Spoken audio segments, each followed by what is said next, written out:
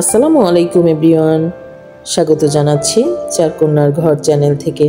আশা করছি আপনারা সকলেই ভালো আছেন। আলহামদুলিল্লাহ আমিও ভালো আছি। আজকে আমি আপনাদের খুবই মজার চিকেন মোমো তৈরি করে দেখাবো। আর এই চিকেন মোমোটা কিন্তু সকালে বা বিকালের নাস্তায় গরম গরম খেতে বেশ লাগে। আর সাথে আমি একটি সস তৈরি করে দেখাবো আপনাদের। তো এখানে আমি চিকেন মোমো তৈরির জন্য প্রায় 2 কাপ ময়দা নিয়েছি, স্বাদ মতো লবণ দিয়ে দিলাম। যেহেতু 2 কাপ ময়দা নিয়েছি তাই এখানে দিয়ে দিচ্ছি 2 টেবিল চামচ তেলটা দিয়ে আমি লবণ আর তেলটা আটার সাথে খুব ভালো মতো আমি মিশিয়ে নেব। মিশিয়ে নিয়ে এখানে আমি 1 কাপ কুসুম গরম পানি নিয়েছি। জাস্ট এখন অল্প অল্প পানি দেব আর আমি ডোটা তৈরি করে নেব। আপনারা কিন্তু একবারে পানিটা দিতে যাবেন না, তাহলে দেখা যায় হয়তো এটা একটু নরম হয়ে যাবে। তাই আমি আস্তে আস্তে পানি দিচ্ছি আর ডোটা তৈরি করে নিচ্ছি যেটুকু পরিমাণ পানির প্রয়োজন হয়। তো এইভাবে আমি অল্প অল্প পানি দিয়ে ডোটা তৈরি করে নিলাম। ডোটাকে খুব ভালো মতো মথে নিতে হবে যেন ডোটা খুব সফট হয়।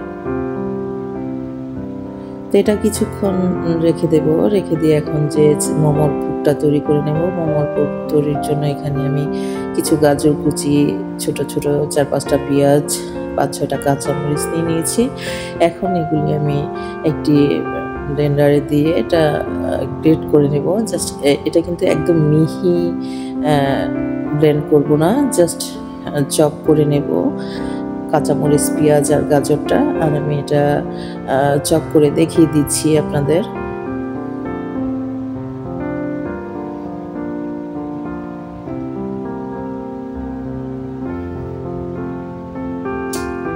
দেখুন আমি কিন্তু একদম মিহি করিনি, জাস্ট চপ করে নিয়েছি।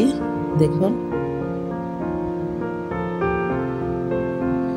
এখন এই গাজর, পেঁয়াজ আর কাঁচামরিচের সাথে এখানে আমি 500 গ্রাম বোনলেস মুরগির মাংস নিয়েছি। মাংসগুলি খুব ধুয়ে ভালো মতো পানি ঝরিয়ে নিয়েছি। পানি ঝরিয়ে এখন যে গ্রেট করা পেঁয়াজ, গাজর আর কাঁচামরিচের সাথে মাংসগুলি দিয়ে এটা একটা কিমা তৈরি করে নেব। সাথে আমি একসাথে কিছু মশলা দেব। তো এখানে দিয়ে দিচ্ছি সামান্য পরিমাণ লবণ। লবণের পরিমাণটা প্রথমে কম দিতে হবে। দিয়ে দিচ্ছি 1/2 চা চামচ কালো গোলমরিচ গুঁড়া, 1 চা চামচ আদা রসুন পেস্ট, 1 চা চামচও না, আমি আর একটু কম দিয়েছি, 1 চা চামচ সয়া সস,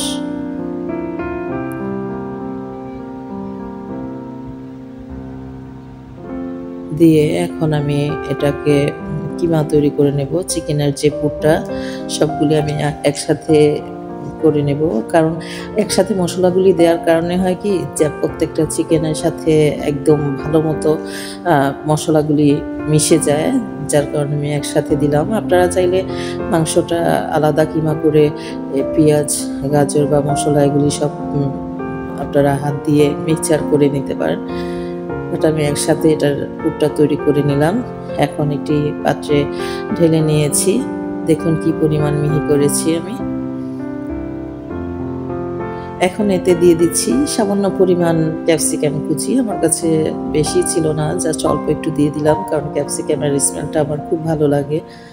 দিয়ে দিচ্ছি মেল্টেড বাটার। আমি এখানে প্রায় 1 চা চামচ বাটার দিয়ে আমি এখন মাংসটার সাথে মিশিয়ে নেব।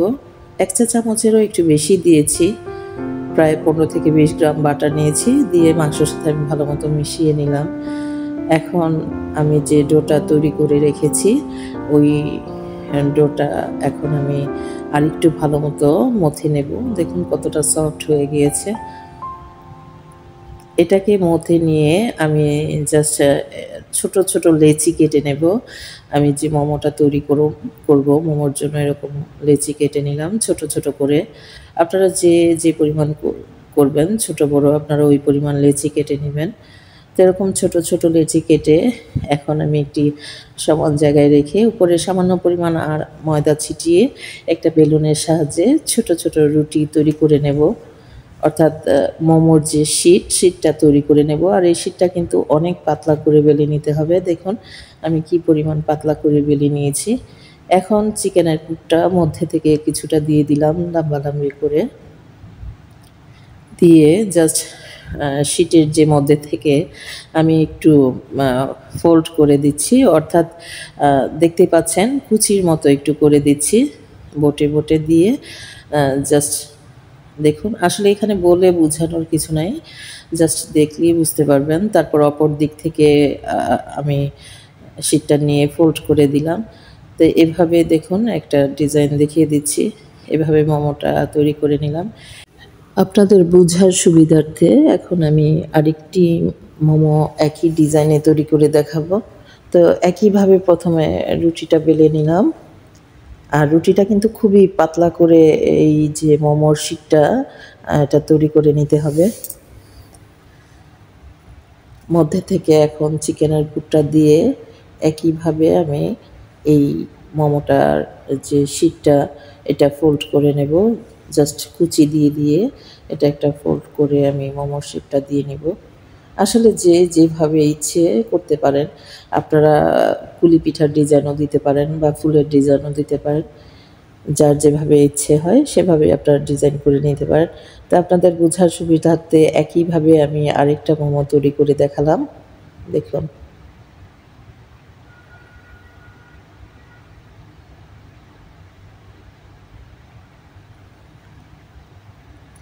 এখন আমি আরেকটি শীট তৈরি করে এখানে চিকেন দিয়ে, চিকেনের পুরটা দিয়ে আরেকটি ডিজাইন তৈরি করে দেখাবো। আর এইটা আমি গোল যে মোমো ফুলের মতো ওরকম করব। তো আমি এটাকে আবারও চতুর্দিক থেকে ফোল্ড করে, অর্থাৎ কুচি দিয়ে দিয়ে এটাকে গোল করে নিচ্ছি। পুরাটা অংশ এরকম ফোল্ড করে দিতে হবে।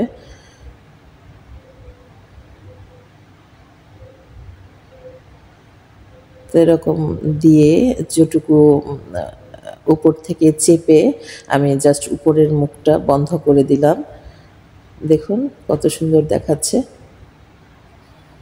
তো এভাবেই আমি সবগুলি চিকেন মোমো তৈরি করে নিলাম দুই রকম ডিজাইন দিয়ে। আপনারা চাইলে অনেক রকম ডিজাইন দিয়ে তৈরি করতে পারেন। তা আমি আজকে দুই রকম ডিজাইন দেখিয়ে দিলাম আপনাদের।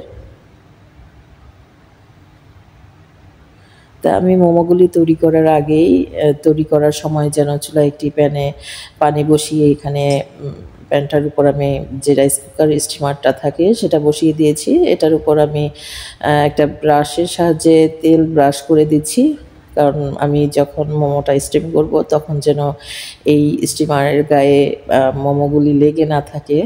তেলটা ব্রাশ করে দিলে মোমোগুলি ইজিলি উঠে যাবে।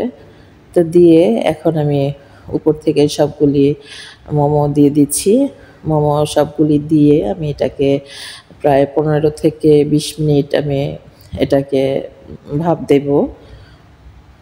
আসলে মোমোটা হতে 20 মিনিটও লাগে না, 15 মিনিটেই মোমোটা খুব পারফেক্টলি হয়ে যাবে। তো এখন একটি ঢাকনা দিয়ে আমি ঢেকে দিচ্ছি।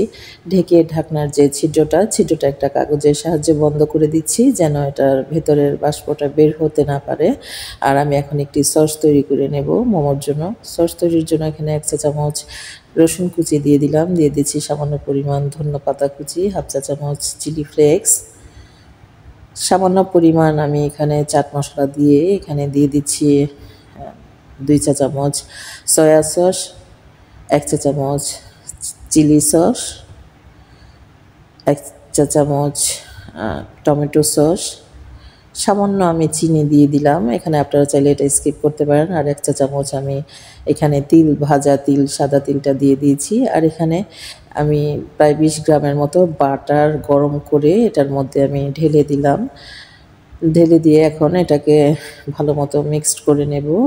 মিক্সড করে নিয়ে দেখুন একটা খুব সুন্দর যে মোমোর সস তৈরি হয়ে গেল। আমি ফিরে এলাম 15 মিনিট পর। এখন আমি দেখে নেব যে মোমোটা আমার পারফেক্টলি সিদ্ধ হয়েছে কি না।